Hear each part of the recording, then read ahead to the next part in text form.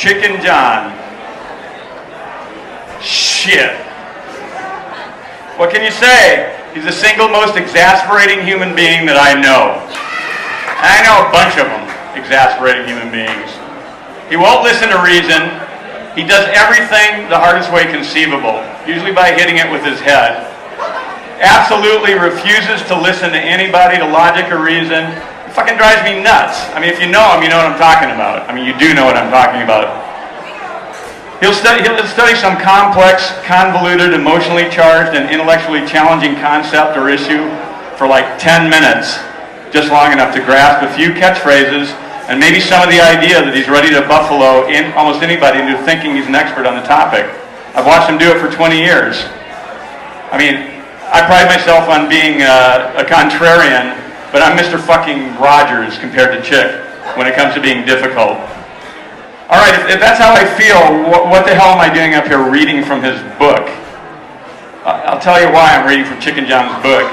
Because more than anyone I've known, with one huge exception, Chicken John does one very important thing very, very, very well.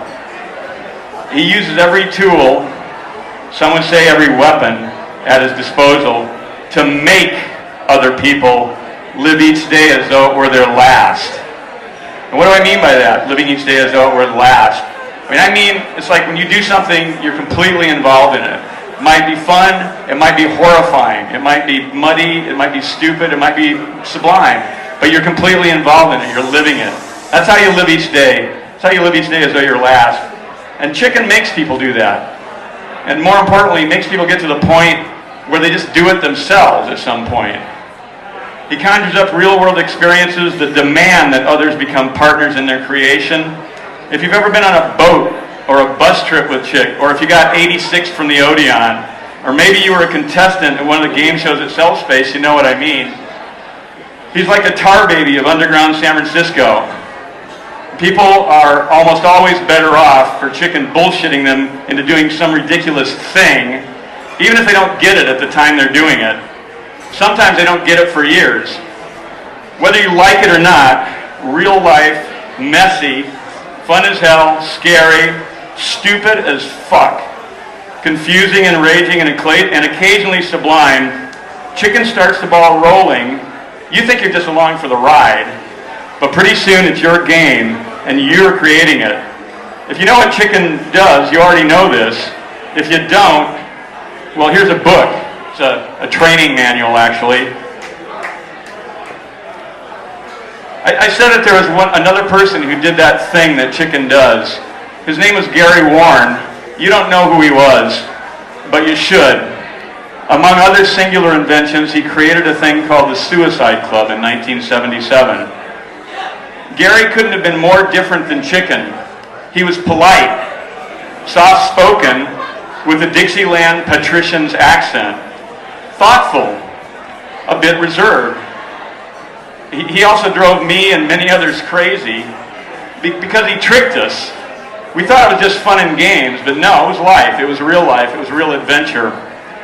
He made us live each day as though it were our last. And more than that, many of us just started trying to do it all on our own. Much of the weirdest, coolest, and most memorable stuff to happen in San Francisco over the last few decades owes Gary a debt. He was well known in the fringe San Francisco during his life. He is largely forgotten now. He died at age 35 before ever seeing just how his creations were to help shape what was to come, before he could write his book. I know 100 people who will always remember the transcendent, scary, beautiful, and ridiculous things that Gary got them involved in 30 years ago. That was 30 years ago. Ditto for Chicken John. He's doing it right now, today. He's doing it right now, so pay attention. Chicken honored Gary by including Gary's sublime short essay, Carnival Cosmology, in Chicken's book, The Book of the Is. I'll read Carnival Cosmology right now. I need my glasses, Jesus Christ. Carnival Cosmology, Gary Warren. The world is a midway. Cities are at sideshows. The only difference between children and adults is that there is no one to take care of us.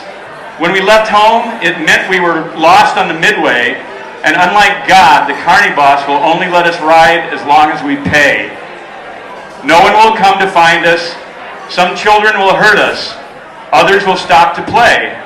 Some are still deciding. But you can sneak in too. I have been exploring a world of adventure, exotic locales, mystic essences.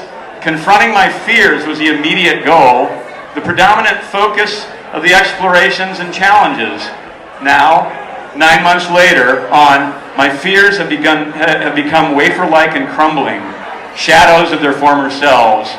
Now I find fear only a final, non-evolving image that stills other possibilities, the creation of more intoxicating future images that prevents me from entering into a visionary dialogue with whom I could become. Recently, I have walked past a place where my fear images blotted out what would have come next if I had not been afraid. I climbed the Golden Gate Bridge 3 weeks ago, immersed in images of falling through space into the ocean. There was nothing to fantasize beyond this one, final, deadly image. Fantasies of my friends' deaths were perhaps even more vivid and recurring. People who didn't go asked their companions to call them when they returned, no matter what the hour.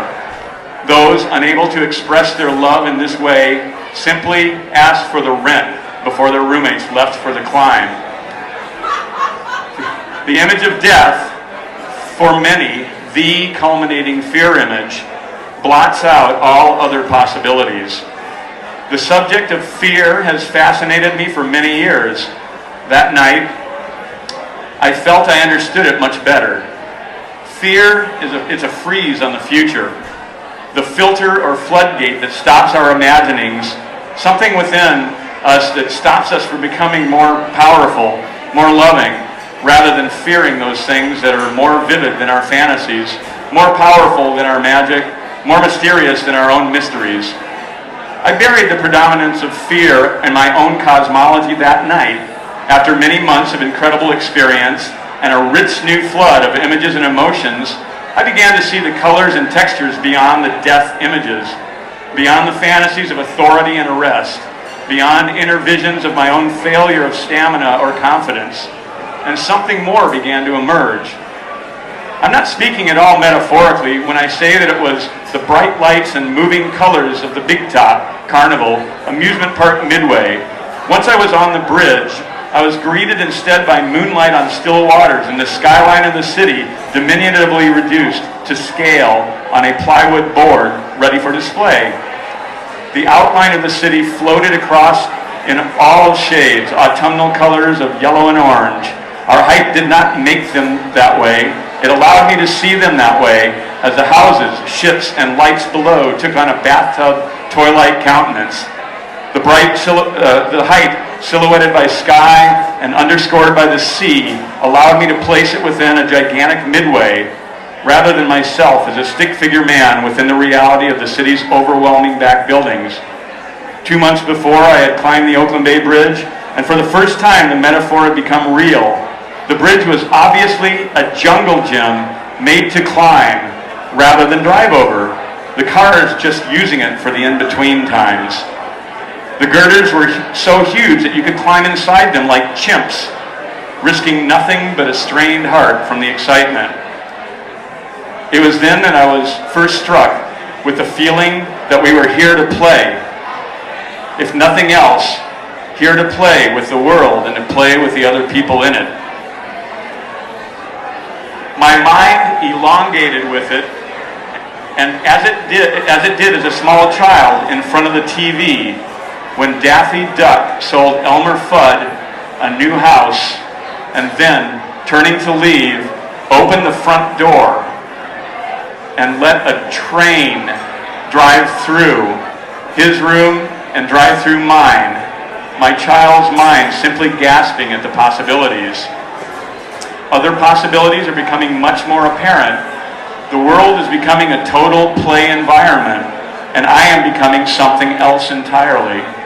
The future is no longer on a circuit like the news, entertainment, something in an entrepreneur's plans, as I expectantly read the notices in the bleached parchments on the corner stands.